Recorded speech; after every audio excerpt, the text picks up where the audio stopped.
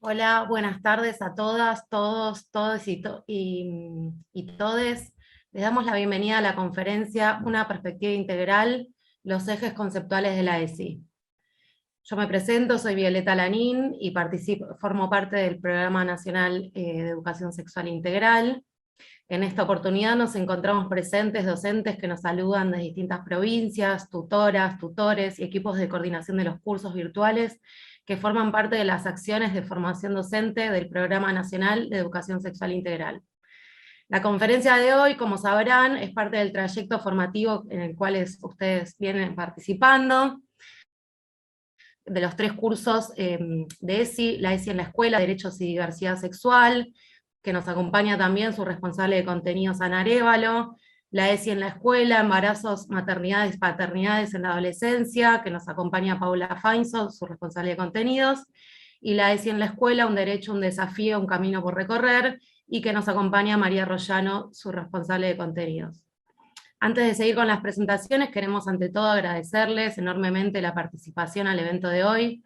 Sabemos que viene siendo un año muy complejo para la docencia argentina, que vienen haciendo incansables esfuerzos para sostener la escolaridad en contexto de pandemia, que tuvieron que reinventarse en los modos de hacer escuela y garantizar aprendizajes en un escenario de preocupación, protocolos, aislamientos repentinos de sus grupos, de sus hijas, hijos e hijes, como también de muchas pérdidas de seres queridos propios y de las familias que acompañan día a día.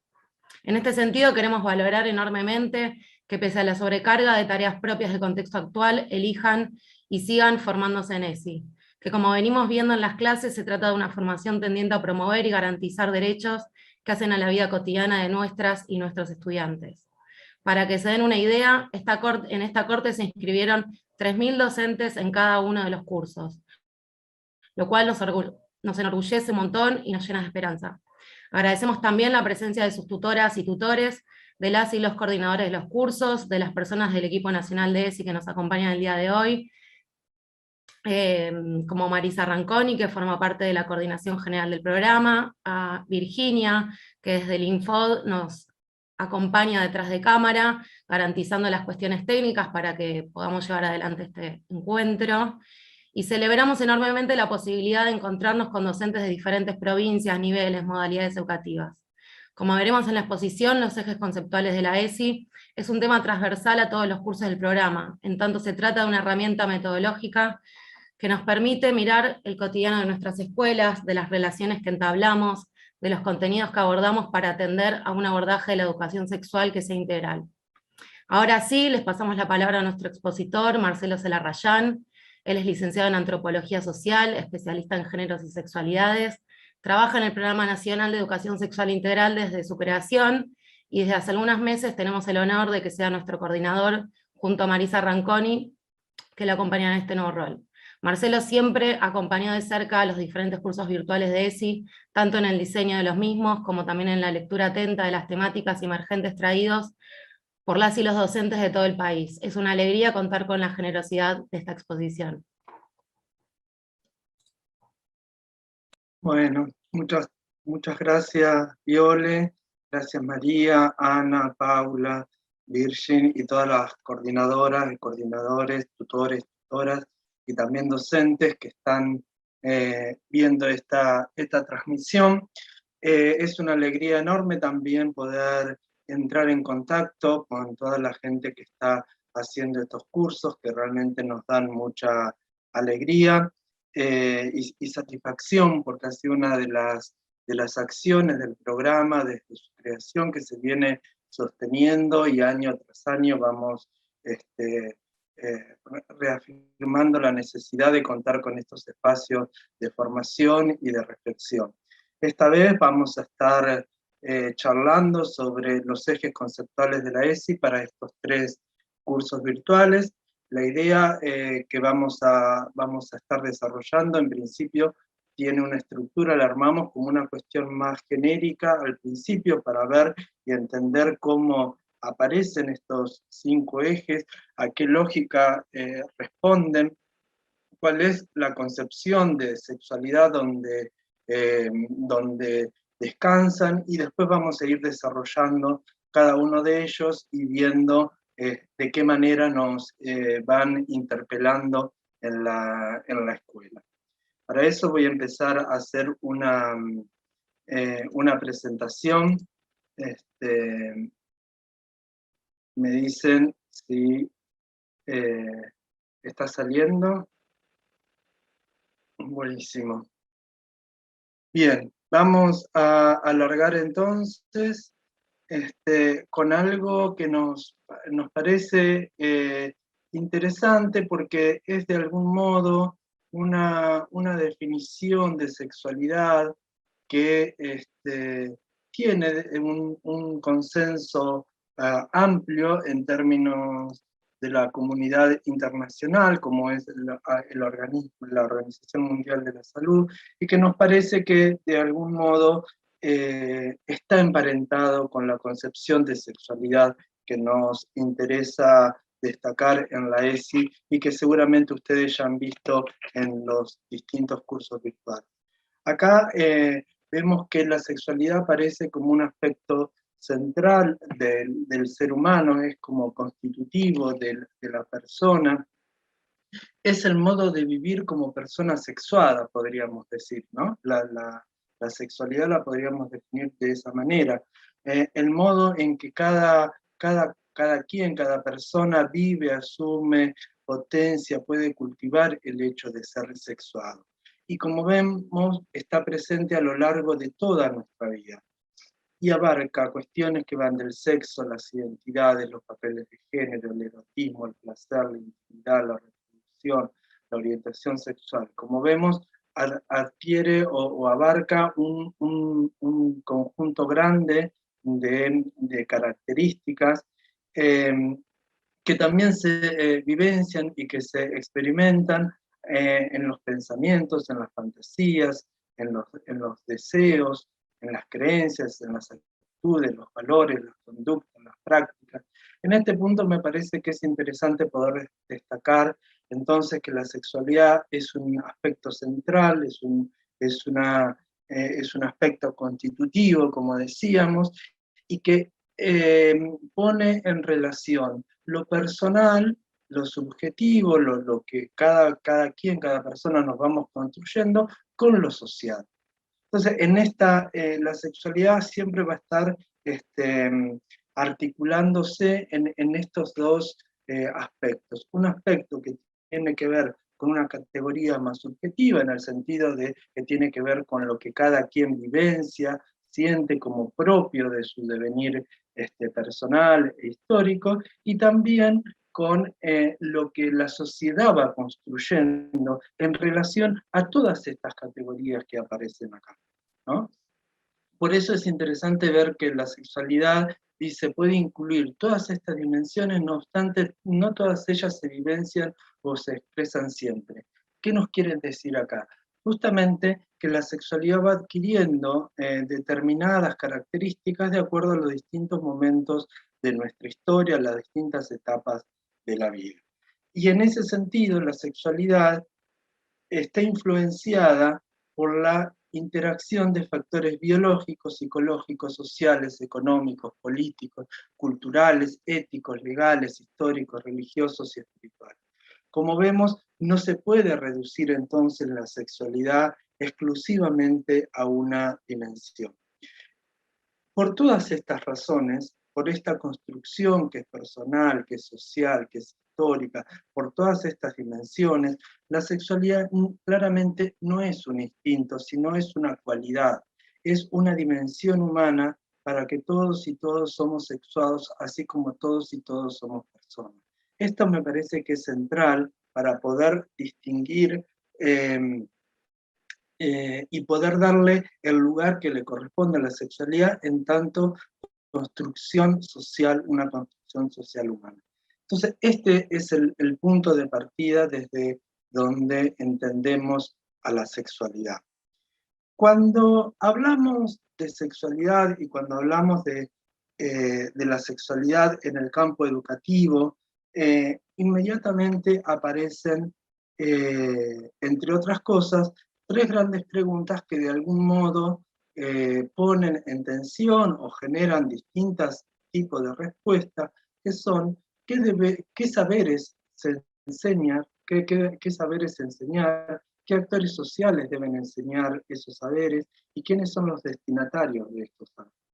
En este sentido, entonces, cuando pasamos al campo de qué hay que enseñar o la pregunta de la sexualidad en la escuela, abren estas tres preguntas, que de algún modo resumen las distintas posiciones, posturas, posicionamientos que van a atravesar a la educación sexual.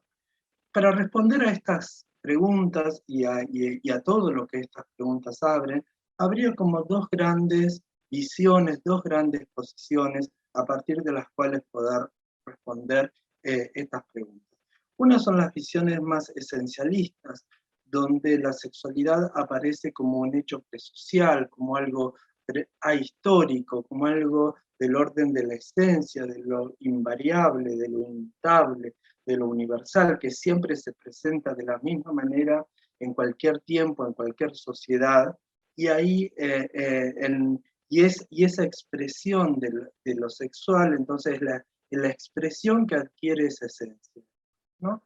Y ahí en estas visiones, el aspecto social o cultural, la función que se le atribuye desde estas visiones, con distinto énfasis, tiene que ver con la represión, con la negación, o con prohibir, contener esa esencia que parece siempre a punto del desborde sobre el hecho de la cultura, digamos, ¿no? Como que hay una concepción de esa esencia que desbordaría el orden social y cultural, y que la cultura, la sociedad debemos de algún modo modelar, ¿no?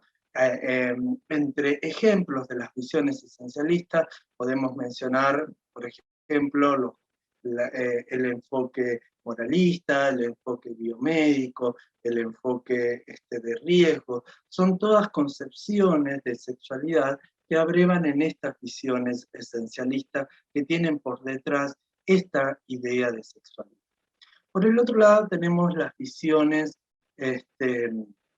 más constructivistas, donde la sexualidad aparece como un producto social complejo. Esta idea de la sexualidad como producto, después lo vamos a seguir viendo también cuando hablemos un poco de los ejes, pero me parece importante ver cómo la sexualidad desde estas visiones, lo que pone en articulación y en diálogo son las distintas estructuras biológicas, sociales, políticas, económicas, donde esa dimensión biológica, esa dimensión de la naturaleza está siempre condicionada y modelada por la cultura y por cada tiempo histórico. Entonces, frente a estas preguntas, ¿qué saberes enseñar? ¿Quiénes son los que tienen que enseñar? ¿Y qué personas son las destinatarias? De acuerdo a estas visiones, vamos a encontrar respuestas diferentes. No voy a avanzar con esto porque esto nos llevaría hacia los enfoques, hacia otros lugares, pero me parecía importante poder que ustedes vayan viendo cuál es este proceso, dónde se ubica la ley de ESI, cuáles son las visiones, en qué visión se ubica la ley de ESI, para poder entender mejor cuáles son los desarrollos y la propuesta que la ley de ESI implica para el campo educativo. Si en términos generales podemos decir, entonces, sin entrar en los distintos enfoques, sino como características más generales, que las concepciones más tradicionales, con énfasis en esta mirada más esencialista, lo que hay generalmente es un reduccionismo biológico o moral de la sexualidad, ¿no? La sexualidad queda reducida a un componente biológico, que es este componente que les decía antes, que es presentado generalmente como ahistórico, como universal, como presente de igual manera en todas las sociedades y en todos los tiempos. La sexualidad generalmente desde estas miradas es reducida o es sinónimo de genitalidad, se dejan de lado cualquier otras dimensiones que no tengan que ver con ese aspecto de la sexualidad. Generalmente los adolescentes o quienes son los destinatarios de las acciones educativas son considerados más como objeto de protección, donde lo que se prioriza es lo que debe ser, que se expresa en ese orden natural, ¿no? Como el énfasis está en esa esencia, y esa esencia es lo que marca la naturaleza humana, entonces ese deber ser siempre se expresaría en ese orden natural. Y acá es importante porque la mirada adultocéntrica es la única válida. Al no considerar a las personas como sujetos de derecho, siempre es la mirada adulta la que tiene la última palabra, porque también se piensa que la adultez es el momento último o el lugar a llegar, y la sexualidad adulta sería el objetivo último donde se puede, donde se tiene que llegar. En este sentido, la mirada adultocéntrica es la mirada del adulto, de la persona adulta, es la mirada que es válida, que importa, ¿no? Y desde estas miradas también se suele patologizar, se suele medicalizar, o se tiene una visión muy dogmática de la sexualidad, donde se establecen distintos criterios de normalidad de acuerdo a las distintas posiciones, ¿no? Los distintos modelos.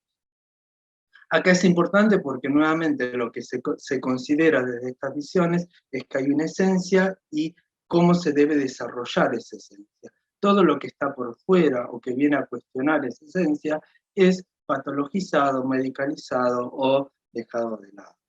Hay un énfasis en los riesgos, porque los riesgos están asociados en esta mirada a este desborde que decíamos antes de la sexualidad. Entonces siempre la sexualidad, desde estas miradas, tiene un componente muy grande en términos de los peligros que entraña el ejercicio de la sexualidad. Generalmente cuando hablamos de ejercicio de la sexualidad en estas miradas, lo que se está hablando fundamentalmente es del coito y del coito en términos de la heterosexualidad. En esta mirada también se favorece se privilegia el lugar de las personas expertas, ¿no? El profesional de la medicina, el sexólogo, la sexóloga, el sacerdote, el rabino, el imán, digamos, son todas que serían las personas profesionales que mejor entienden, entre comillas, esa esencia, ¿no? Entonces, de acuerdo a quien comprenda mejor esa esencia, se va a destacar ese profesional como quien más sabe del tema. Y esto es interesante poder llevarlo también a ver al contexto educativo, porque históricamente también generalmente los docentes no han sido, las docentes no han sido los actores y actrices que han tenido la potestad de hablar sobre sexualidad. Y esto tiene que ver justamente con estas prácticas, con estas miradas de corte más esencialista, ¿no? Donde también el aspecto social, cultural e incluso también las trayectorias personales son siempre un aspecto secundario, como un telón de fondo en donde se expresa esa sexualidad. Y también me parece que es interesante pensarlo en esta idea de la esencia que es universal, que es histórica, que siempre se presenta de la misma manera, sin importar los contextos o las situaciones o las épocas. Cuando hay, entre comillas, un desajuste, siempre ese desajuste es de orden individual. Entonces, cuando hay algo que está por fuera de este orden natural, empieza esta idea de la patologización, de la medicalización, y el que está errado, entre comillas, o el que no está respetando ese orden natural, siempre es una responsabilidad individual. No hay acá en esta mirada un saber o una mirada más social que amplíe, que ponga a jugar otras dimensiones en el orden de lo social. Bueno, esta mirada no es la que acabamos de ver, no es la que se trabaja en la ESI.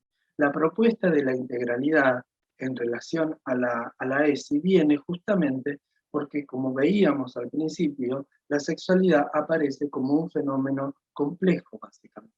Vimos todas las dimensiones que abarca, todos los aspectos que la sexualidad tiene en cuenta. Entonces, desde ese lugar, para trabajar esa complejidad, se necesita de una propuesta integral.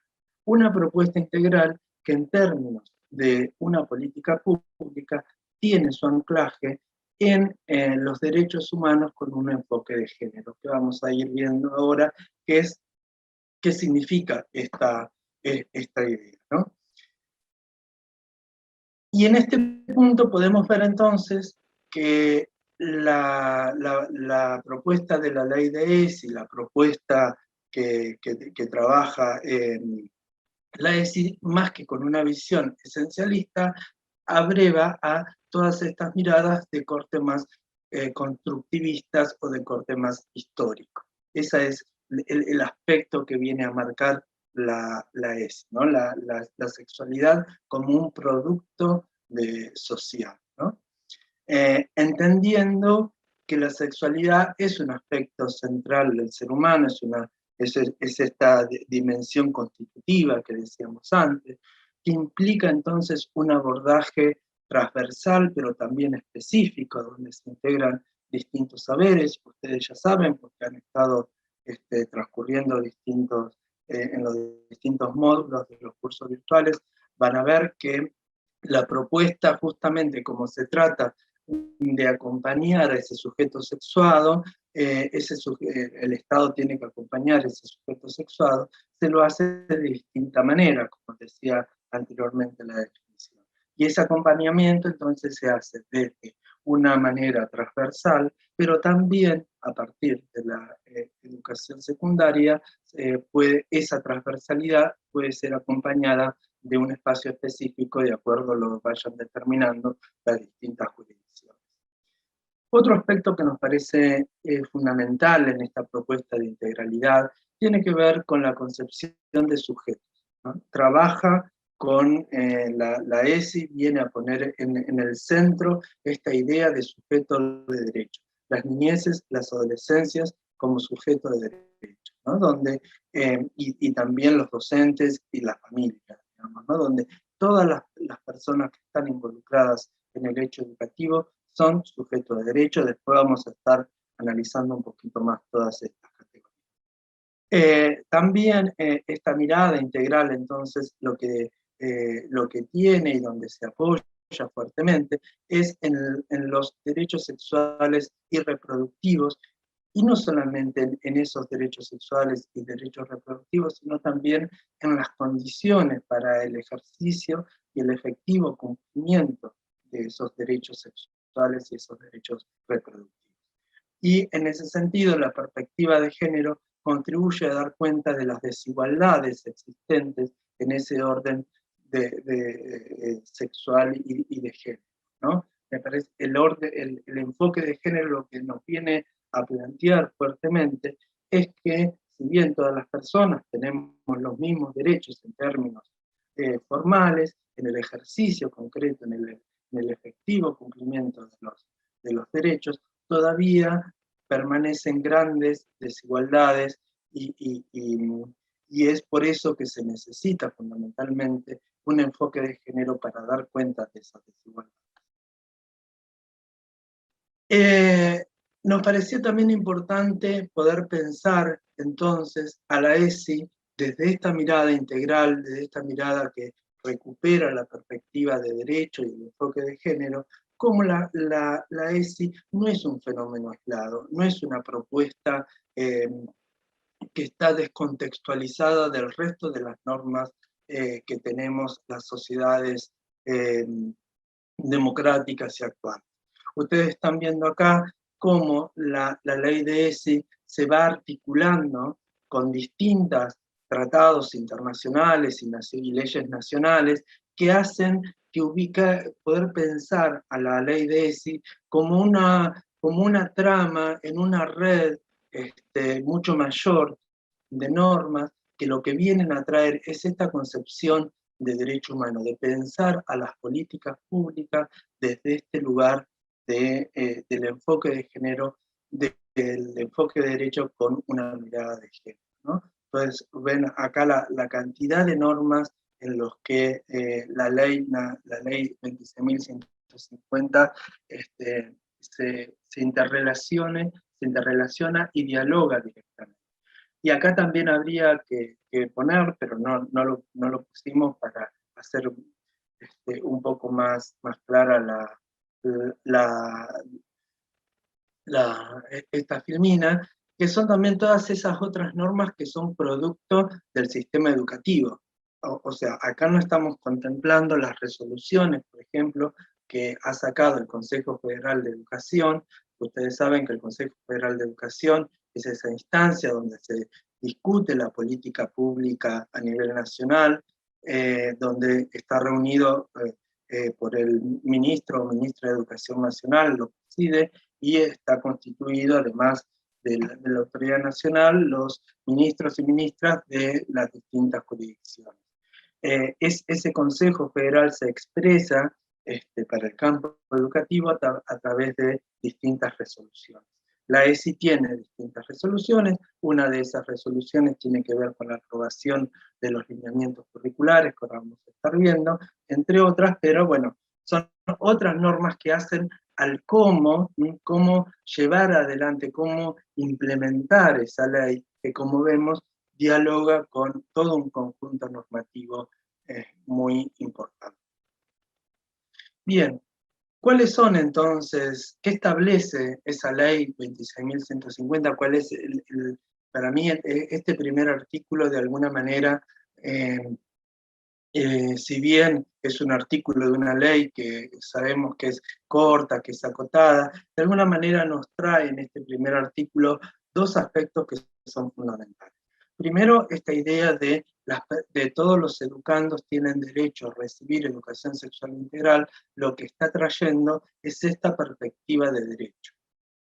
Es esta idea de que de los niños y adolescentes, jóvenes y adultos que están en el sistema educativo tienen derecho a recibir la educación sexual integral.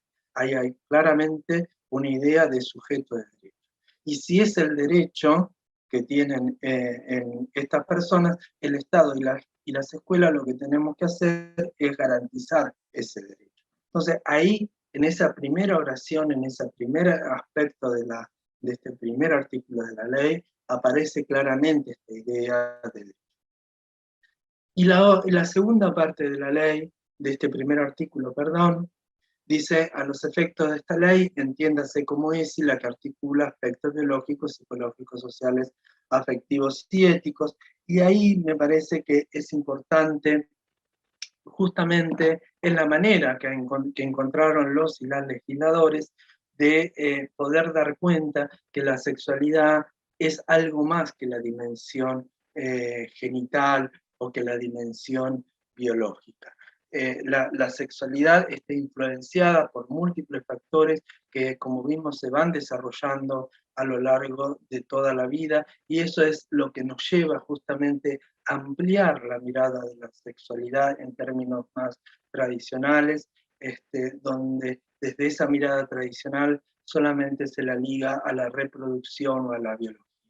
Este primer artículo, entonces, con la incorporación de factores psicológicos, biológicos, sociales, afectivos y éticos, nos abre fundamentalmente esta mirada de poder entender a la sexualidad de una manera diferente a la que tenemos, a la que tradicionalmente se ha tenido. Entonces me parece que estas ideas vienen a marcar un cambio en la manera de tratar la sexualidad en el contexto educativo. Ahora bien, tenemos una ley que vimos que está anclada en esta perspectiva de derecho, enfoque de género. La pregunta que sigue es, bueno, ¿qué hay que enseñar? Bueno, eso también está en esa ley, y ustedes ya saben, porque lo han visto en los cursos, o porque ya en la escuela donde trabajan como docentes lo han visto. Los lineamientos curriculares es este documento que ustedes están viendo ahora en pantalla, que tiene justamente los contenidos para cada uno de los niveles, que son los contenidos básicos para garantizar ese derecho. Dando estos contenidos en cada uno de los niveles, es que se está garantizando ese derecho a la ESI a todos los estudiantes del país. Y se establecieron a partir de un proceso de consultas y consensos que involucraron tanto a las jurisdicciones, a especialistas, como a distintos sectores de la sociedad. Esto es importante para que ustedes vean también y podamos comprender que estos contenidos, los contenidos propios de la educación sexual integral, surgen a través de un consenso de todo el área de educación. No surgen de una oficina oscura, gris, de un ministerio o de alguna oficina estatal, sino que surgen a través de un proceso de construcción que duró un año. Por eso estos lineamientos son aprobados en 2008 y la ley, como ustedes saben, se aprueba en 2006. Entonces, acá aparece lo que les decía anteriormente, la aprobación de estos lineamientos tiene una resolución que es como trabaja el Consejo Federal de Educación a través de resoluciones, donde en esta resolución número 45 del año 2008 quedan expresados los lineamientos curriculares y es donde se habla de cómo abordar los contenidos de manera transversal, donde se propone abordar los contenidos de manera transversal y o de manera específica a partir de lo que establece cada jurisdicción. Y en 2018 se volvió a construir una nueva resolución que lleva el número 340, donde ahí lo que se hace en esa resolución, todos estos materiales están en la web, ustedes los pueden consultar. En 2018 aparece una nueva resolución del Consejo Federal donde se establecen los NAP, los núcleos de aprendizaje prioritario para la ESI, que es un poco la síntesis de esos lineamientos curriculares aprobados en 2008. Bien, esto es un poco entonces para pensar o para traer el contexto del enfoque integral de la ESI. Ahora bien, ¿cómo trabajar? Entonces tenemos ya la ley, tenemos ya los lineamientos, el próximo paso, los lineamientos serían los contenidos, el próximo paso es cómo abordar esos contenidos. Bueno, para responder a esa pregunta es que aparece esta herramienta conceptual, como decía Violeta al principio, que tiene que ver con cómo trabajamos la integralidad en la escuela. Esta herramienta que le denominamos ejes conceptuales de la ESI, lo que traen son algunas de estas dimensiones, las grandes dimensiones, que van a estar articulándose, ahora vamos a ver de qué modo, en los distintos contenidos. O sea, cómo los distintos lineamientos curriculares de la ESI expresan de alguna manera la articulación entre estos 5 ejes conceptuales, que tienen que ver con el cuidado del cuerpo en la salud, con la diversidad, con la perspectiva de género, con la afectividad y con los derechos. Entonces, esta separación que nosotros vamos a hacer ahora, este análisis que vamos a poner ahora, lo hacemos de manera separada, simplemente a efectos del análisis y de la explicación y para llevar claridad, mayor claridad, pero en la realidad es importante que esto lo tengamos muy presente. En la realidad siempre todas estas dimensiones aparecen intrincadas y van teniendo distinto énfasis de acuerdo a la situación. Pero es importante entonces que cuando pensemos en trabajar la integralidad de los contenidos de ESI, tengamos en cuenta de qué manera se van presentando los distintos ejes en esa propuesta que estamos haciendo de educación. Vamos a empezar entonces a decir algo en relación al eje que tiene que ver con cuidar el cuerpo y la salud. Y podemos empezar con algunas preguntas que nos podemos hacer desde la escuela. en relación a este eje, ¿no? Por ejemplo, ¿de qué manera puedo cuidar mi cuerpo? ¿Cuál es el método anticonceptivo que mejor se ajusta a mi realidad? ¿Qué significa tener un cuerpo bello en el contexto social donde estoy viviendo? Estas son algunas preguntas que nos permiten, de algún modo, trabajar algún contenido de ESI haciendo un énfasis en esta idea o en este eje de cuerpo y la salud. ¿Qué nos trae esta mirada del cuerpo? ¿Cómo se entiende entonces al cuerpo y a la salud desde la ESI? Justamente poder identificar que el cuerpo no se agota en la dimensión biológica, sino que esta misma corporalidad está construida por significados, por valoraciones que le otorga la sociedad, por los sentidos que circulan sobre el cuerpo en todas las instituciones en las que vivimos como sujetos sociales, ¿no? Esto no implica que el cuerpo sea un invento social, un invento que no tenga nada que ver con la materialidad, con la dimensión biológica, sino lo que implica esto es que el cuerpo sexuado justamente es esta idea de producción que decíamos antes. El cuerpo sexuado es una producción que pone en relación, que una relación de ida y vuelta, de afectar y de verse afectado, distintas dimensiones de la existencia material del sujeto, de la persona, con esos significados sociales, culturales, de género, donde se van que son atribuidos de manera predominante a esa materialidad. O sea, hay determinadas maneras de vivir ese cuerpo sexuado de acuerdo a los distintos momentos históricos, de acuerdo a las distintas realidades sociales.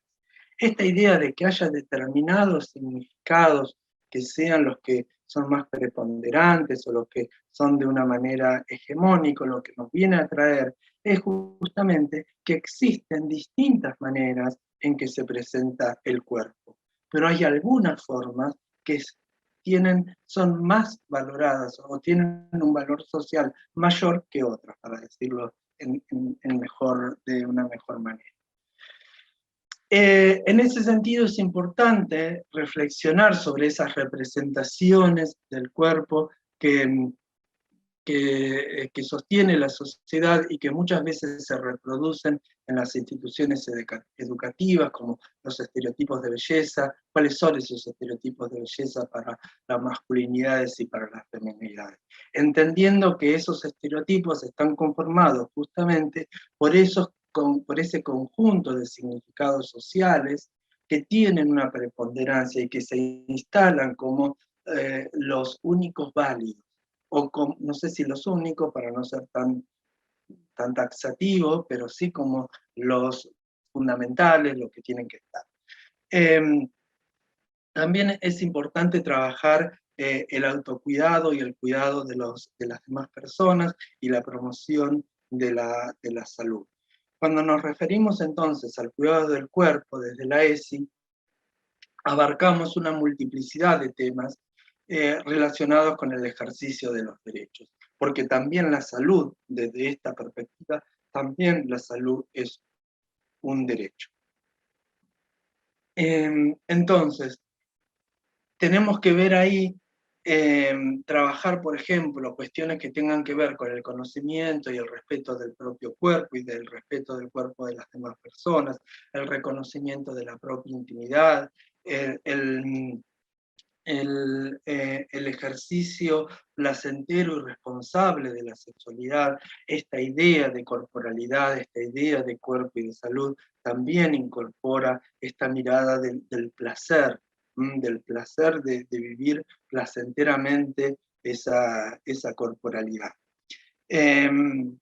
Las expresiones de las emociones, de los afectos a través del cuerpo, la promoción de buenos tratos. Pensemos que el cuerpo es la materialidad con la que nos presentamos y con la que existimos en el mundo. Entonces en el cuerpo no lo podemos reducir exclusivamente a órganos genitales o a una dimensión biológica.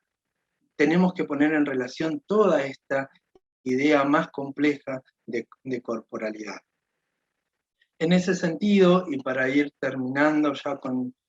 terminando es una presentación, digo, podríamos seguir hablando mucho más del cuerpo y la salud, pero digo, para una primera aproximación de este eje, me parecía interesante traerles una, una, una pequeña frase, una pequeña reflexión que hizo alguna vez Eduardo Galeano, que él decía: los científicos dicen que estamos hechos de átomos, pero a mí un pajarito me contó que estamos hechos de historia. Me parece que esta idea de que estamos hechos de historia, el cuerpo está cargado, la corporalidad, nuestras corporalidades están hechas de historia, marcan claramente el sentido que tiene este eje en el contexto de la ESI. Otro de los ejes tiene que ver con el eje de la diversidad, que según la resolución 340, que como les dije tiene los NAP, los núcleos de aprendizaje prioritario, esa resolución también instituye esto que estamos viendo hoy, que son los ejes conceptuales de la ESI, también aparecen reflejados en esa resolución, y esto es importante porque a partir de esa resolución, de esta resolución 340, entonces queda formalizado que trabajar la integralidad en el contexto escolar tiene que ver con poner en juego estos 5 ejes. Este caso es el eje de la diversidad, el respeto a la diversidad, y acá algunas preguntas que nos podemos hacer desde la escuela en relación a este eje tiene que ver con esta idea de: ¿existe una única manera de vivir la sexualidad, mi sexualidad o la sexualidad? En las escuelas y en otras instituciones, ¿están dadas las condiciones para hacer pública mi orientación sexual o mi identidad de género, o vivir en libertad mi orientación sexual o mi identidad de género? ¿Qué significa la presunción de heterosexualidad? Son algunas de las preguntas que nos podemos hacer para empezar a reflexionar de cómo ir articulando este eje con el resto de la propuesta que hace la ES. Acá es importante poder distinguir que este eje nos convoca a considerar que todas las personas somos distintas, y esa particularidad se expresa en múltiples órdenes de la vida, en distintas características, en distintas categorías que tienen que ver con la identidad, incluso también en los modos en que cada persona pensamos, sentimos, creemos, actuamos y vivimos nuestra sexualidad. En este sentido, la orientación sexual como la expresión o la identidad de género también se sitúa entonces en esta escala de valoración diferente que se hace sobre las personas. Entonces, este eje no solamente tiene que ver con pensar que existen distintas maneras de vivir la sexualidad en términos de orientación sexual o en términos de expresión o identidad de género, sino poder pensar también cómo se fue conformando esa particular manera de considerar que, como se piensa desde este modelo dado por esta sociedad de orden patriarcal, pretende un modelo donde la heterosexualidad aparece como el único modo saludable, bueno, positivo, sano de vivir la sexualidad. Eso no es así, existen distintas maneras, lo que sí existe son valoraciones distintas a estas distintas maneras de poder vivir la sexualidad. Y esto nos lleva entonces a una de las características centrales que tiene nuestro sistema patriarcal, que es el énfasis en la heteronorma. Poder cuestionar esa propuesta de heteronorma, donde lo que la heteronorma trae es pensar que siempre estoy hablando, o siempre me estoy dirigiendo, o siempre estoy en contacto con una persona heterosexual. De eso se trata la presunción de la heterosexualidad, suponer, presuponer que siempre estoy ante una persona heterosexual y dando por hecho que eso es naturalmente así, cuando en realidad no debería por qué ser necesariamente así. Entonces acá la heteronorma funciona como una matriz, ¿sí? La heteronorma, y es importante poder distinguir heteronorma de la heterosexualidad como orientación sexual. Después esto va a quedar más claro cuando trabajemos un poquito lo de género. Pero es importante no distinguir esas dos cosas. Una cosa es la orientación heterosexual que puede asumir cada persona, y otra cosa es la heteronorma. La heteronorma es un dispositivo de poder, es una matriz que va regulando las relaciones de género y el deseo sexoafectivo, donde pone en el centro y como lugar privilegiado la heterosexualidad y lleva a un lugar diría yo, de discriminación a cualquier otra forma de vivir la sexualidad que no sea esta idea de la heterosexualidad. Y correrse de ese patrón heterosexual, correrse de la heteronorma, tiene consecuencias muy concretas para las personas que así lo hacen. Y acá es nuevamente donde es importante entonces cuestionar y tener una visión crítica de la heteronorma en términos de que la orientación sexual, como veíamos al principio, forma parte constitutiva también de la sexualidad. Entonces, cuando a alguien se lo discrimina por su orientación sexual, por su expresión de género o su identidad de género, se está atacando a su condición de persona, se está eh, vulnerando esa condición de ser humano. ¿Sí? Por lo tanto, son cuestiones que afectan directamente los derechos humanos. Entonces, reflexionar acerca de las distintas maneras de vivenciar la identidad y reconocer en cada persona su modo particular y único de expresar su identidad de género, su expresión de género, su orientación sexual, forma parte entonces de la propuesta de la ESI, sin perder de vista esta crítica a la heteronorma como algo que limita a las personas. Y no solamente limita a las personas que no son heterosexuales, limita también a las personas que son heterosexuales, porque implica una manera muy peculiar, muy específica de cómo este modelo de la heteronorma llama a vivir a las personas su heterosexualidad. Y en este sentido, entonces, cuando hablamos de jerarquías, en términos de la orientación sexual, en términos de la expresión y de la identidad de género, lo que no puede faltar en la escuela es justamente poner palabras. No puede haber silencio pedagógico frente a situaciones de discriminación o violencia basado en cuestiones por motivos de género, de orientación sexual, de identidad de género. No puede haber silencio pedagógico frente a una situación de violencia, pero en particular sobre aquella violencia o discriminación basado en el género. Entonces hay algo que nos trae este eje de la diversidad sexual, que es cómo se van reproduciendo desigualdades, en este caso basadas en la diversidad sexual, y cómo desde la escuela tenemos que trabajar para abrir paso, para ir rompiendo esas desigualdades, ir proponiendo formas de vivir la sexualidad más respetuosa, que tenga en cuenta la valoración de las distintas maneras de vivir la orientación sexual y la identidad de género. Al respecto, también estuve buscando un textito breve para compartir con ustedes, porque me parece que expresa claramente el sentido que tiene este eje en la ESI, y en este caso elegí un texto que se llama La Palabra, y que lo escribió Susie Shock.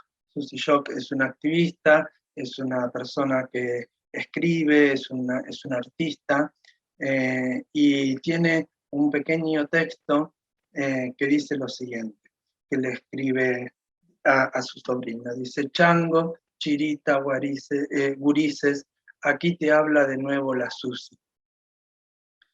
Tenía ganas de conversar con la maestra de la escuela porque mi sobrino Uriel no quiere ir a clase. Y resulta que la seño me explica que los compañeritos y las compañeritas la cargan porque su tía es, y no podía decir, travesti, le completo yo. Y ella, que es muy amorosa, se asusta porque me nombra así. Y yo la miré y sonriendo le dije: ¿vos no te nombrás mujer? ¿Y eso te insulta? ¿Cómo nos va a asustar lo que somos y tanto dolor y tanta alegría nos ha costado ser? Y queremos y quedamos en esto.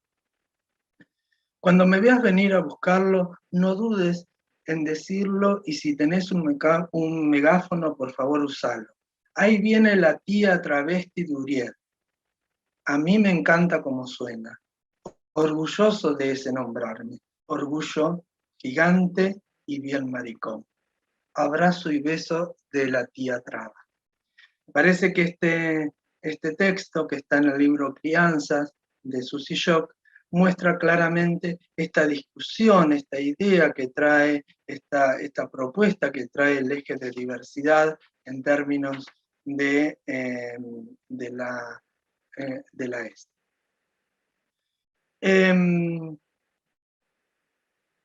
Otro eje tiene que ver con la perspectiva de género, reconocer la perspectiva de género.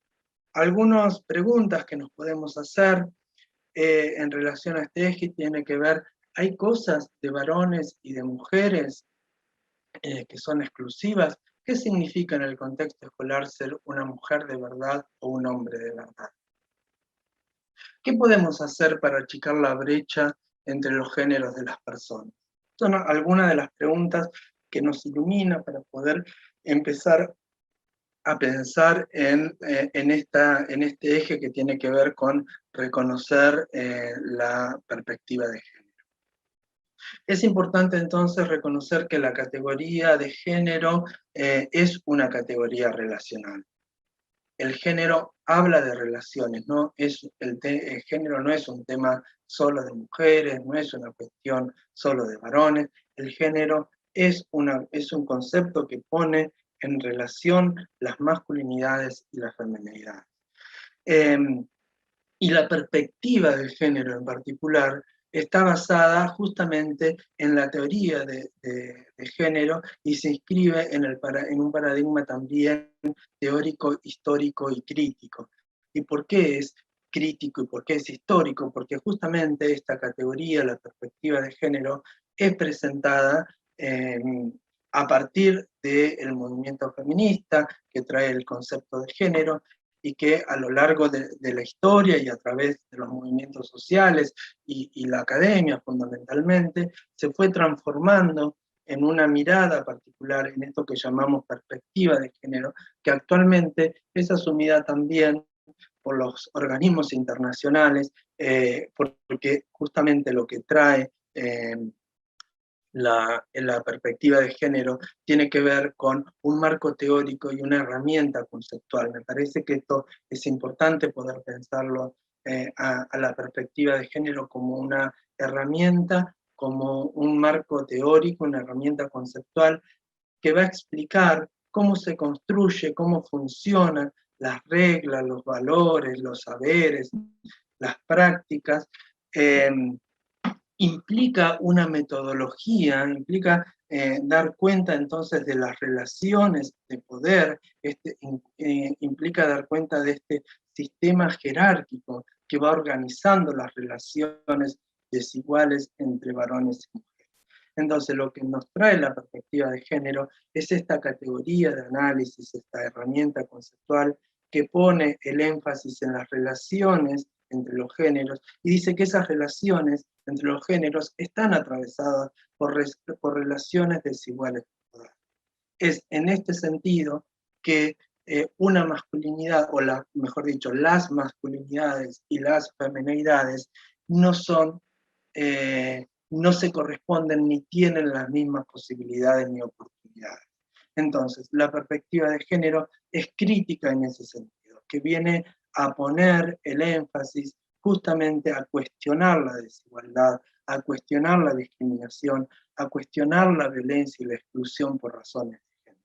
Porque parte de un sistema, parte de considerar, y esto no es solamente una mirada teórica, si nosotros vemos los datos estadísticos del país o de cualquier lugar, vamos a ver cómo se expresan las desigualdades entre las masculinidades y las feminidades. Entonces, es una mirada crítica, la mirada desde la perspectiva de género, justamente porque nos permite dar cuenta de esas relaciones desiguales de poder, porque nos permite cuestionar la desigualdad, la discriminación, la violencia y la exclusión, y también porque propone acciones concretas para ir caminando hacia la igualdad. Leyes como, por ejemplo, la ley de ESI, como todas estas normas que nosotros veíamos al principio, donde decimos, bueno, la ley de ESI forma parte de un tramo de una red mucho mayor. Bueno, todas esas normas que están ancladas en una perspectiva de derechos con enfoque de género, lo que traen es acciones concretas que permitan avanzar en términos de igualdad, en términos de equidad. En ese sentido, la perspectiva de género propone siempre una mirada crítica sobre la realidad. Esta perspectiva entonces reconoce la diversidad de géneros y la existencia de las mujeres y los hombres como parte de una unidad de diversidad. Digamos, ¿no? La perspectiva de género permite pensar, así como se construyen las feminidades, también se construyen las masculinidades. Y no todo el mundo, por esta jerarquía en el orden del género, no todos tenemos los mismos lugares y las mismas prerrogativas. En este sentido, podemos pensar entonces al género como una categoría de análisis, en el sentido de, ¿qué lo digo? En el sentido de cómo el género o esta mirada nos permite dar cuenta de cuáles son los argumentos, cuáles son los fundamentos de que las diferencias entre las personas, y fundamentalmente acá se han utilizado las diferencias de carácter biológico o anatómicas, de qué manera esas diferencias llegan a constituirse en desigualdades sociales. Bueno, esa pregunta no tiene una respuesta natural. Por más que el patriarcado o este sistema patriarcal en el que vivimos quiera asumir como un hecho en sí mismo, justamente el género como categoría de análisis lo que viene es a cuestionar eso. ¿Por qué pensamos que eso es naturalmente así? Lo que ha habido en todo caso es todo un desarrollo social, económico, político que ha sido producto o que da como resultado estas relaciones desiguales de poder donde las personas ocupamos lugares diferentes. Y fíjense qué interesante para trabajar en la escuela en términos de que no estamos hablando de personas, estamos hablando de masculinidades, estamos hablando de feminidades, estamos hablando de dispositivos de poder, estamos hablando de modelos desiguales.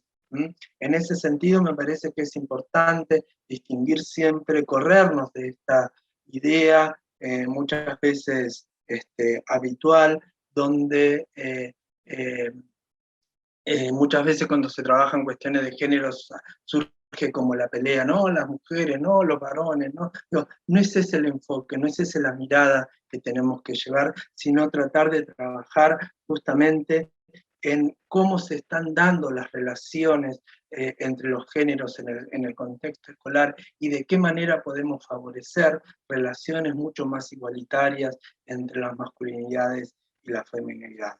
En ese sentido, es importante reconocer las distintas maneras de ser varón, de ser mujer, y en ese sentido el género también es una categoría de identidad, que es necesaria tenerlas en cuenta, digo, las identidades travesti, las identidades trans, cuando se habla de cisgénero, transgénero, el sexo asignado al momento de nacer, la identidad, la expresión de género, todas estas categorías que no vamos a estar desarrollándolas ahora, pero que forman parte de esta mirada de género, son importantes porque son esas categorías las que nos permiten dar cuenta de la especificidad, de la manera en que determinadas personas van asumiendo lugares específicos dentro de ese orden jerárquico.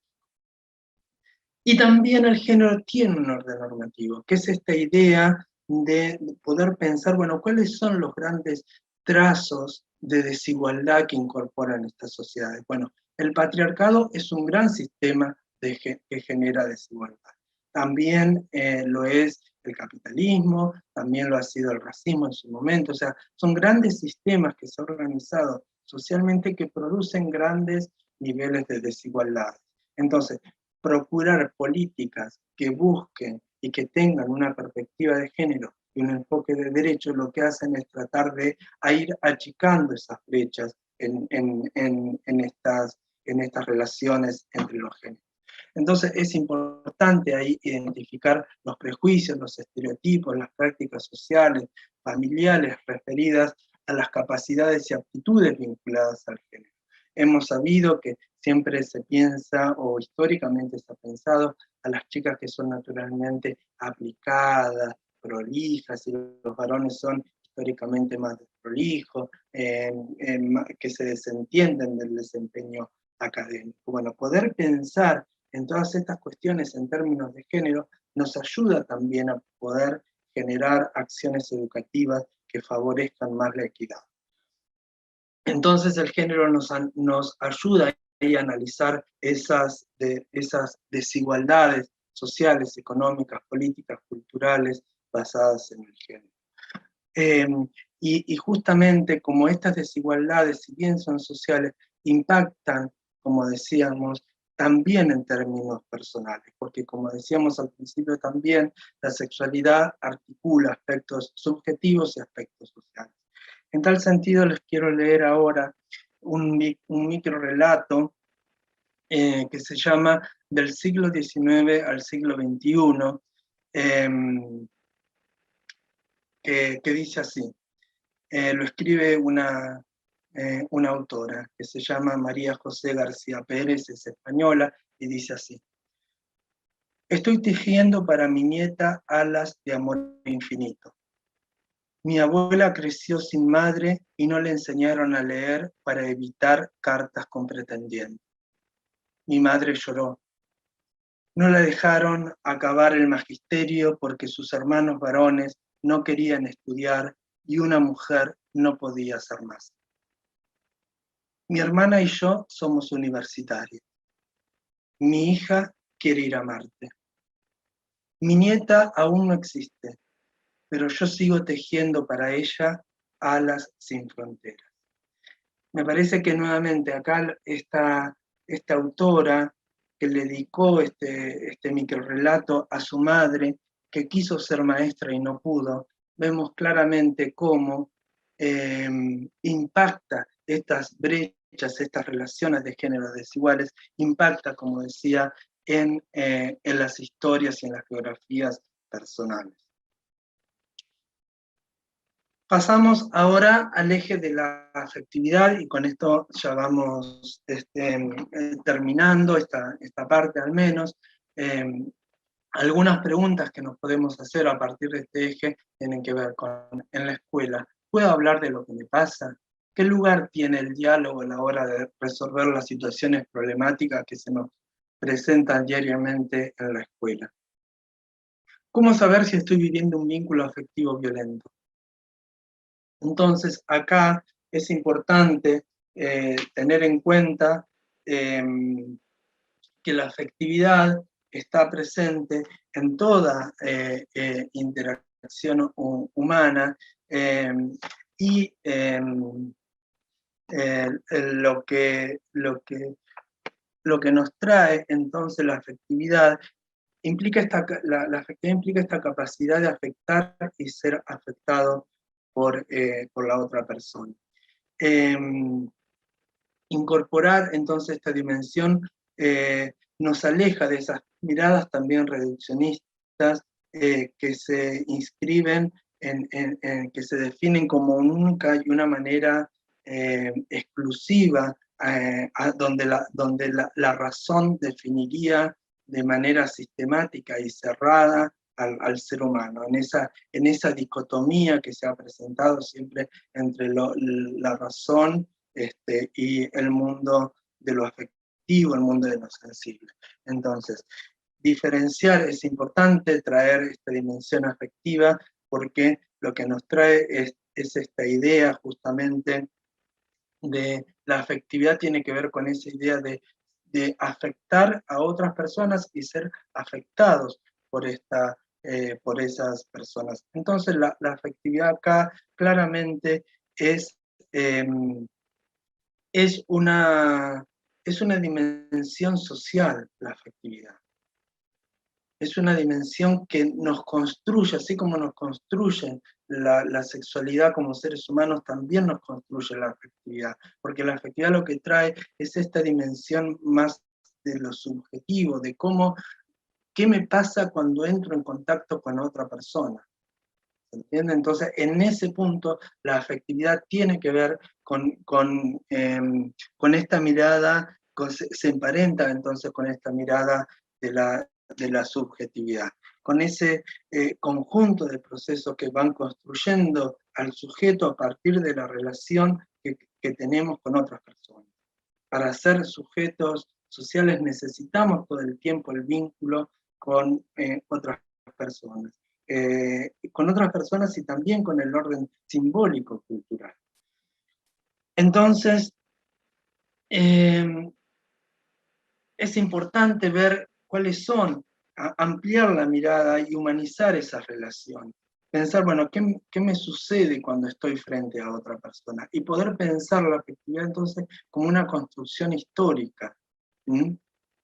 Abordar la afectividad en este sentido no implica anular el conflicto, no es decir, ay, qué lindo como nos queremos, todos amigos. Esa no es la idea de la afectividad. La idea de la afectividad que manejamos en la ESI tiene que ver con generar las condiciones de ver cuáles son ese conjunto social, cultural, que hace que las personas asumamos un repertorio particular de afectos. ¿Cuáles son las maneras en que mostramos nuestra afectividad?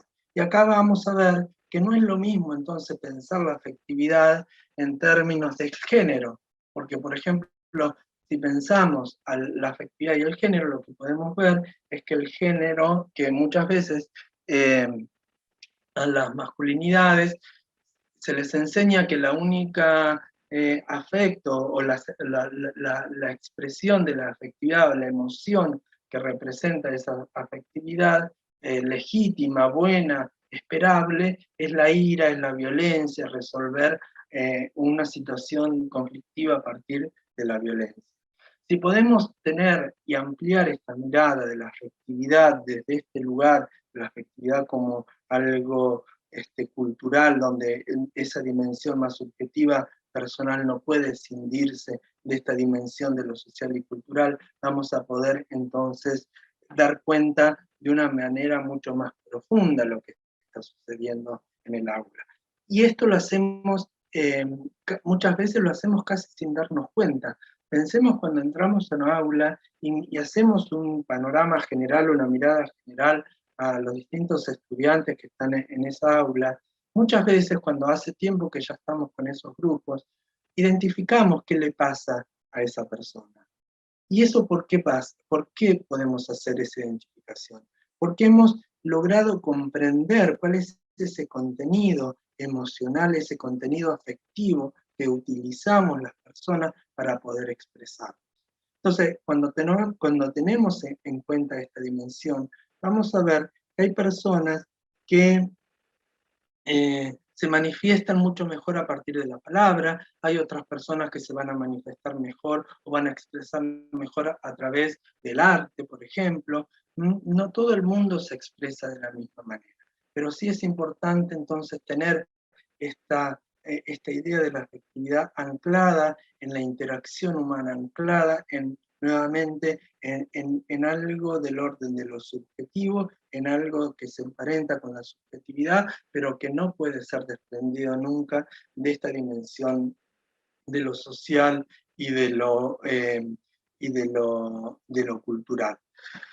En ese sentido es importante rechazar toda manifestación coercitiva del afecto, como el abuso, la violencia de género, la violencia sexual. En términos del género, y acá empezamos a ver cómo, de algún modo, vamos entrelazando lo afectivo con la perspectiva de género, con el eje de género, porque lo que hace es abrir posibilidades, abrir ese repertorio, sobre todo cuando trabajamos las masculinidades, ese repertorio afectivo. Esta dimensión, este eje de la afectividad nos conecta de nuevo con otra forma de conocer el mundo, con otra manera que complejiza esta idea de estar en el mundo. En este sentido, voy a volver a leerle, disculpen que les lea otro texto, pero me parecía importante para mostrar esta idea de apertura, cómo la afectividad entendida de esta manera, no en el sentido de como muchas veces se la suele hacer de manera simplificada, en términos de la inteligencia emocional, por ejemplo. No es ese el camino que transita la ESI, sino transita más este camino de la felicidad. Cuando vamos por ese camino se van ampliando las posibilidades y vamos dando cuenta de cosas que antes no veíamos. Y en ese sentido me parece que este texto, que también voy a redundar con Galeano, me parece que expresa un poco este sentido. Se llama Aprendiendo a ver. Dice, es mediodía y James Baldwin está caminando con un amigo por las calles del sur de la isla de Manhattan. La luz roja los detiene en una esquina. Mira, le dice el amigo señalando el suelo. Baldwin mira, no ve nada. Mira, mira, nada. Allí no hay nada que mirar, nada que ver. Un cochino charquillo de agua contra el borde de la acera y nada más. Pero el amigo insiste. ¿Ves? ¿Estás viendo? Y entonces Baldwin clava la mirada y ve. Ve una mancha de aceite estremeciéndose en el charco. Después, en la mancha de aceite, ve el arco iris. Y más adentro, charco adentro, la calle pasa. Y la gente pasa por la calle. Los náufragos, y los locos, y los magos, y el mundo entero pasa.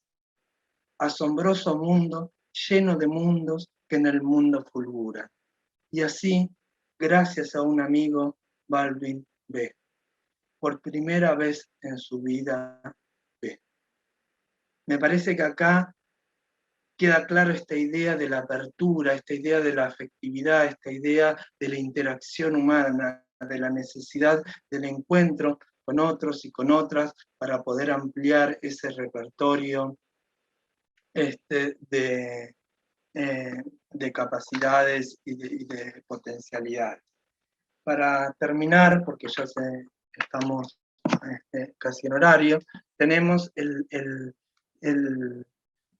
eje de derechos, ejercer nuestros derechos. Acá nuevamente podemos ver algunas preguntas, de qué manera podemos participar para hacer efectivos mis derechos sexuales y mis derechos reproductivos, qué implica en las escuelas ser sujeto de derecho. Me parece que acá es importante poder dar cuenta que como cada niño, cada vez que nombramos a cada niño, cada niña, cada adolescente en la escuela, eso va a afectar su trayectoria educativa. Recuerden, les invito a que piensen en sus propias trayectorias personales y cómo cómo les afectó, cómo nos afectó el ser nombrado de una manera u de otra. En este sentido, nombrar significa asignar determinada marca identitaria, pero también implica diferenciar, implica ordenar, implica separar. Entonces, nombrar a un niño, a una niña, a un adolescente, es señalizar algo tanto para ese sujeto como para el entorno. ¿Sí? Las formas de nombrar a los sujetos de las niñeces y las adolescencias se han ido modificando sustancialmente a lo largo de la historia, a lo largo del tiempo. En ese sentido es importante poder recuperar esta idea de los niños, niñas y adolescentes como sujetos de derecho. En tanto sujetos de derecho, acá la idea de pluralidad y de la idea justamente de construcción del género es fundamental, porque también estas desigualdades de género también se expresan en la niñez. Pensemos, voy a decir un ejemplo muy, muy terrible, pero bueno, también sucede, sobre todo en situaciones de guerra, en situaciones de conflictos bélicos, las niñas en particular suelen ser más afectadas que los niños en términos de, por ejemplo, las violaciones, en esa vulneración de esos derechos gravísimos. Entonces, poder pluralizar y tener en cuenta el género también en la niñez y en la adolescencia son características importantes en esta nueva conceptualización basadas en los derechos. Me parece importante hacer una referencia mínima, aunque sea, a la distinción entre niñez e infancia.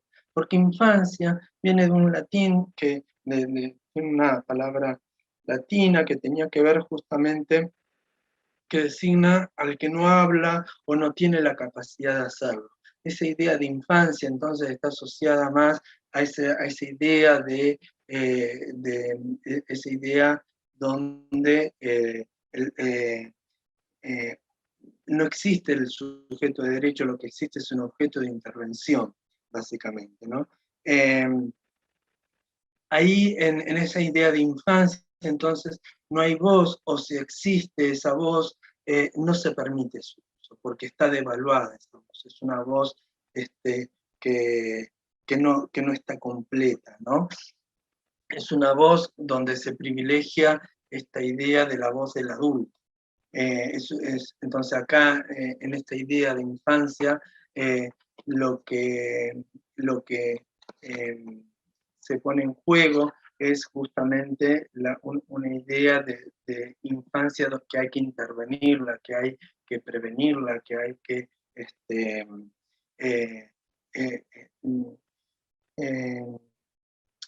de alguna manera sí intervenirla, básicamente, ¿no?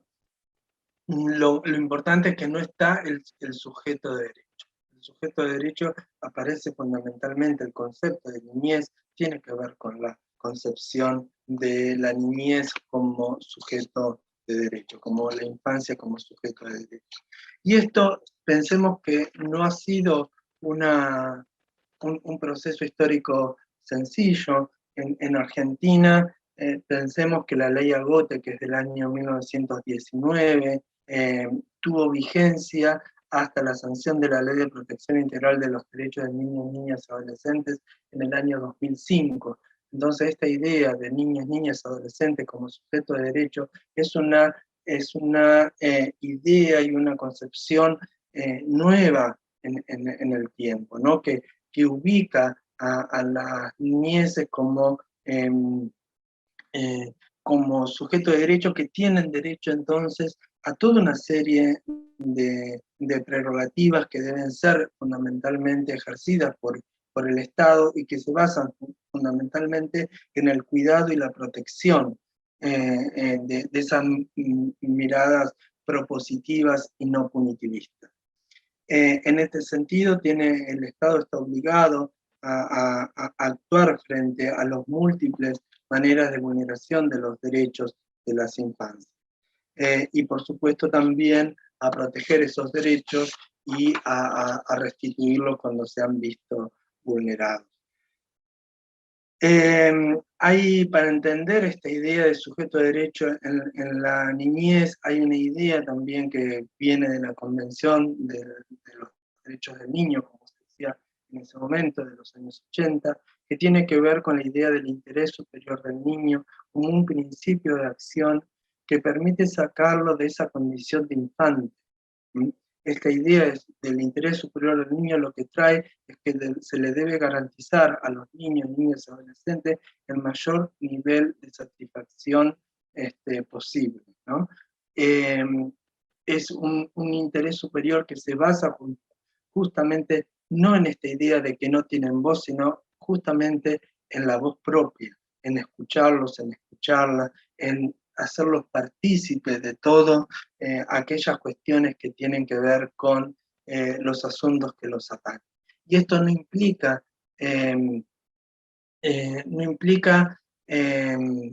desconocer el distinto lugar que tenemos las personas adultas con respecto a las niñeces, sino que lo que implica es justamente que tengan un lugar, implica el reconocimiento de la niñez como una etapa en sí misma, no como un lugar a transitar, ¿no? Donde se va a llegar a la adultez. Y esto también nos invita a pensar el adultocentrismo. Esta idea de niños y niñas como sujeto de derecho nos invita a pensarnos a nosotros mismos, a nosotras mismas, en términos de qué lugar le damos a esos niñeces y adolescencias en la construcción de nuestras propuestas en la escuela. En ese sentido es importante entonces ir generando condiciones institucionales para el efectivo cumplimiento del derecho. Y acá se nos juega una doble garantía que tenemos con las niñeces y las adolescencias en el contexto educativo. Primero, como personas adultas tenemos una responsabilidad, independientemente de nuestro rol, de garantizar su derecho. Pero también tenemos el rol como educadores de garantizar los derechos de las niñeces y de las infancias. Entonces ahí es importante pensar también a los contenidos de la ESI en términos de los derechos, y esto significa que cuando damos ESI, cuando damos un contenido de ESI, lo que estamos haciendo también es generando las mejores condiciones para que esas niñeces y esas adolescencias puedan tomar las mejores decisiones. De eso se trata los derechos, de dar, el Estado tiene que ofrecer las herramientas que tiene para que las personas podamos tomar las mejores decisiones con respecto a cómo vivir nuestra vida, por supuesto, sin dañar ni obstaculizar los derechos de las otras personas. En este sentido, me parece que les voy a compartir un texto, y con esto sí, ya termino, un texto que nos trae justamente esta idea de sujeto de derecho, pero anclado ya no a una concepción más teórica, más reflexiva, más del orden de lo conceptual, sino cómo lo resolvieron unos docentes de educación física. Esto está en un libro de Débora Canto, que es una persona que se ocupa de la ciencia de la educación, una teórica, que trae justamente, me parece, esta idea del sujeto de derecho pensado en la adolescencia, y esta idea de lo que trae la categoría de sujeto de derecho es fundamentalmente la categoría de igualdad, de poder pensar que en términos de que las personas adultas y las personas niñas o adolescentes somos fundamentalmente iguales. Y bueno, ¿qué implica esa igualdad en términos concretos? Fíjense cómo lo resolvieron estos profesores de educación física que tenían que armar un campamento, entonces establecieron unas normas para ver quiénes iban a ir a ese campamento. Las normas son estas, reglas básicas para pertenecer a este grupo. Joven argentino o argentina, si eres chico para autoorganizarte y grande para que los profes te den actividades, eres parte de este grupo. Si tienes un cuerpo ingobernable y un cóctel en tu cerebro, reúnes aptitudes físicas para ser parte de este grupo. Si tu inclinación es el de calientazócalos y o de calientacolchonetas, eres parte de este grupo. Si quieres irte del campamento del fin de semana si quieres ir al campamento el fin de semana y cuando llegas te quieres volver, eres parte de este grupo. Si te gusta jugar, pero ahora no, y te gusta debatir, pero ahora no, y tienes ideas para producir, pero ahora no, sin duda eres parte de este grupo. Si eres fanático de los títeres y los marotes, únete a este grupo. Si cuando los docentes están a punto de retarte, al borde de un ataque de nervios, eres capaz de una producción espectacular, tienes pasta para hacer de este grupo. Si tu imagen es la de un típico duro, rebelde, inconformista, pero en el fondo eres simpático, comprador, inteligente, participativo, solidario, sensible, autocrítico, cariñoso, responsable y soñador, no lo dudes, eres de este grupo. Me parece que acá los docentes pudieron recuperar esta igualdad. O sea, las personas adultas que estamos acá, no pudo ponerle cara y sonrió frente a algunas de estas consignas? Bueno, recuperar esta complejidad de sujeto de derecho, estos niños, niñas, adolescentes, desde la idea de sujeto de derecho, es traer esta complejidad. Es traer a estos adolescentes y a estos niños en esa idea compleja que implica esa etapa de vida. Para cerrar, simplemente decirles que parte de lo que hemos estado hablando acá lo encuentran en los materiales. Ustedes tienen ahora acá a la vista un material que dice referentes escolares de ESI, educación primaria. Este es el cuaderno. Ya ustedes esto lo van a estar viendo más adelante en el curso virtual, pero quería dejarlo presentado para que ustedes vean cómo hemos ido presentando los nuevos. Este material es un material nuevo para educación primaria, donde, por ejemplo, pusimos acá los procesos de crecimiento, desarrollo y maduración, que es uno de los NAP. Y ahí ustedes ven una ruedita que tiene los 5 ejes, y cada una de esos ejes tiene a su vez preguntas, esperen que a ver si las encuentro, las quería leer para que ustedes vean cómo es posible pensar preguntas sobre este tema, que son los procesos de crecimiento, desarrollo y maduración, desde cada uno de los ejes. Por ejemplo, desde el cuerpo, una pregunta que nos podemos hacer para trabajar este tema es: ¿cómo cambió nuestro cuerpo desde bebés hasta hoy? Desde el eje de la diversidad nos podemos preguntar: ¿todas las personas crecemos al mismo tiempo? Desde la afectividad, ¿ser más independiente es parte del crecimiento? Desde el género, ¿cómo son los juegos a medida que crecemos? ¿Nenes y nenas juegan a lo mismo? Desde los derechos, ¿las personas grandes nos protegen, nos ayudan a crecer?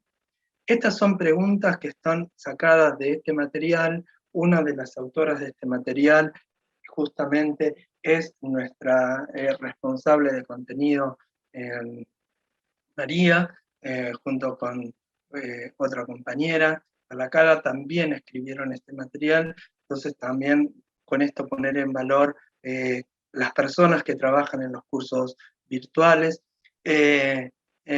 porque fueron pensados estos contenidos. Cada una de estas preguntas tiene un material, un desarrollo de actividad, juntamente con la propuesta donde está ese signo rojo, es la propuesta que se hace primero, ir con ese eje, después con la diversidad, afectividad, etcétera, para ir viendo cómo al terminar los 5 ejes se queda construimos una secuencia de actividades 5 actividades. Y también están explicados cada uno de estos ejes que nosotros estuvimos viendo en los distintos materiales, lo van a estar viendo, pero bueno, quería también presentárselos para que vean que todo esto no solamente tiene una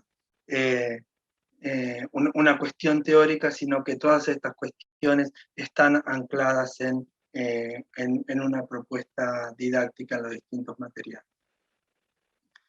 Bien, ahora sí abrimos, disculpen que fui medio a las apuradas, pero tenía miedo de no llegar. Si quieren empezamos con preguntas, comentarios, sugerencias. Gracias, Marce, por todo lo que explicaste en tan poco tiempo. Muy rica, nos saludan de todas las partes del país, de todas las provincias.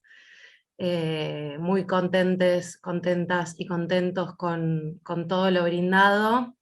Y bueno, les comento algunas de las preguntas que fueron saliendo de los docentes. La primera, que creo que fue respondida recién, Marce, uno de los colegas pregunta cómo se podría trabajar el tema de los ejes de la ESI en 5º grado de educación primaria.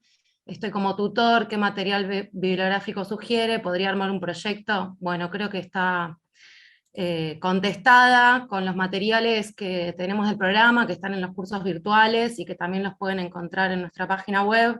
Hay muchas propuestas pedagógicas para trabajar distintos contenidos desde la perspectiva integral, desde los 5 ejes, así que les proponemos que les den una mirada a los materiales para poder seguir trabajando la ESI en las escuelas.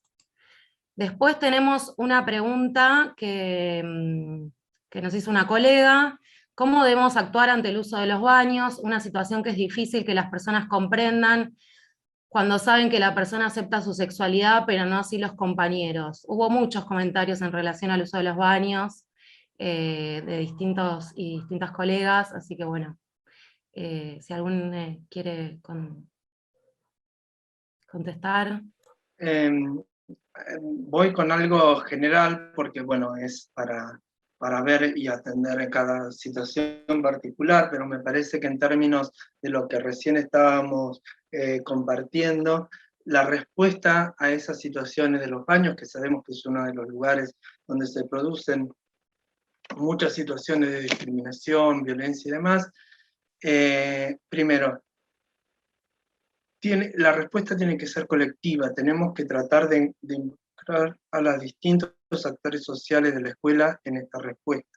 No puede ser una respuesta unilateral, sino que tenemos que poder poner en valor estos 5 ejes con los distintos actores de distinta manera. No estoy diciendo que hay que hacerlo digo, ¿cómo presentamos los ejes? A los estudiantes, las estudiantes de una manera, como los trabajamos las personas adultas tiene que ver seguramente con otra, pero sí me parece que la respuesta al uso de los baños que nos trae son distintas preguntas que tienen que ver con cómo usamos los espacios comunes, quiénes son las personas habilitadas, quiénes son los géneros habilitados, cuáles son esas miradas hegemónicas que se ponen en juego en las instituciones educativas, pero en el resto de las instituciones también.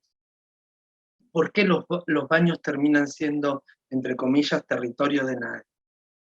¿Por qué falta palabra adulta ahí?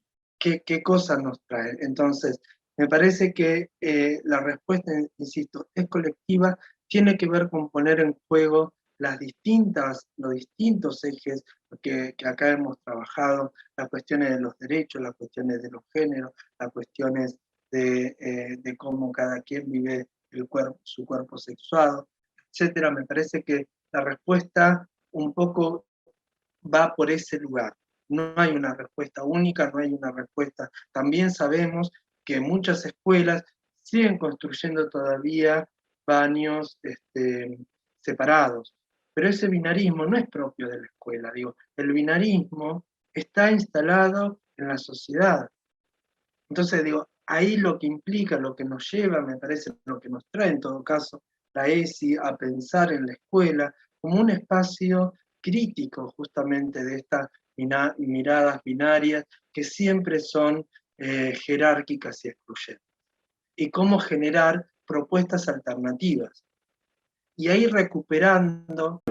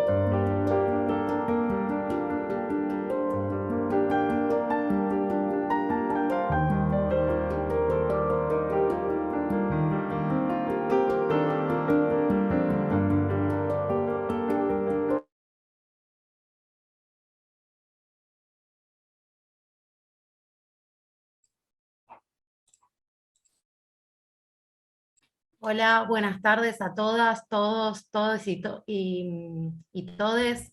Les damos la bienvenida a la conferencia Una perspectiva integral, los ejes conceptuales de la ESI. Yo me presento, soy Violeta Lanín y formo parte del Programa Nacional de Educación Sexual Integral.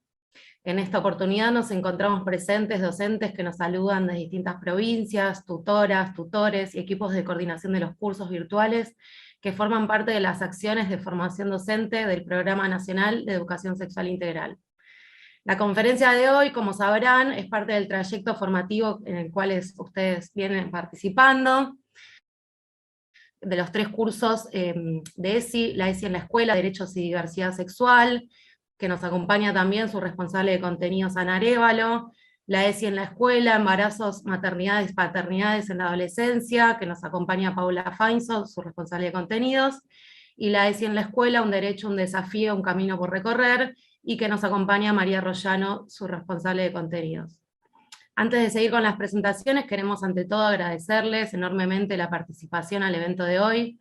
Sabemos que viene siendo un año muy complejo para la docencia argentina, que vienen haciendo incansables esfuerzos para sostener la escolaridad en contexto de pandemia, que tuvieron que reinventarse en los modos de hacer escuela y garantizar aprendizajes en un escenario de preocupación, protocolos, aislamientos repentinos de sus grupos, de sus hijas, hijos e hijes, como también de muchas pérdidas de seres queridos propios y de las familias que acompañan día a día.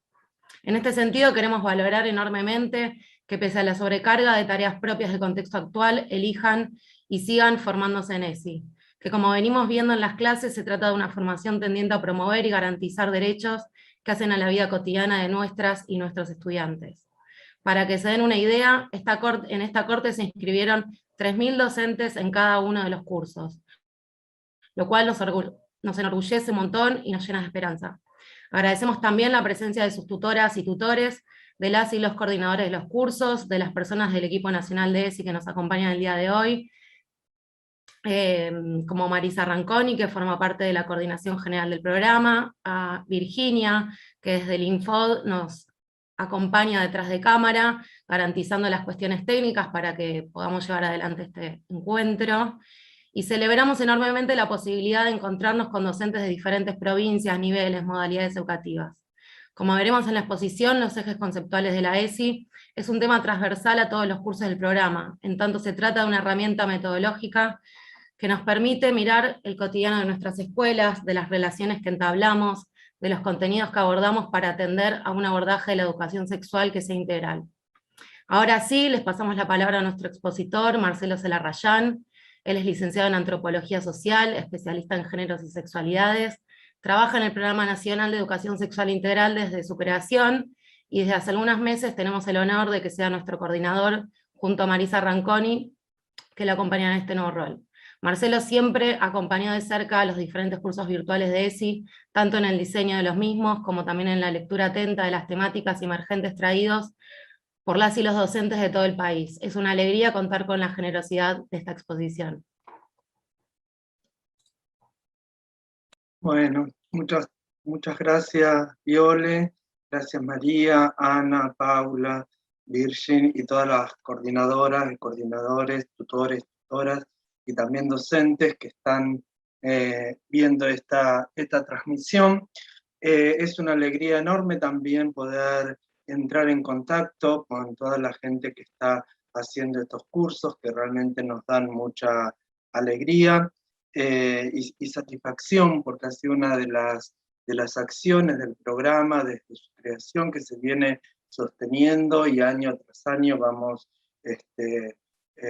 reafirmando la necesidad de contar con estos espacios de formación y de reflexión. Esta vez vamos a estar charlando sobre los ejes conceptuales de la ESI para estos 3 cursos virtuales. La idea que vamos a estar desarrollando, en principio, tiene una estructura, la armamos como una cuestión más genérica al principio para ver y entender cómo aparecen estos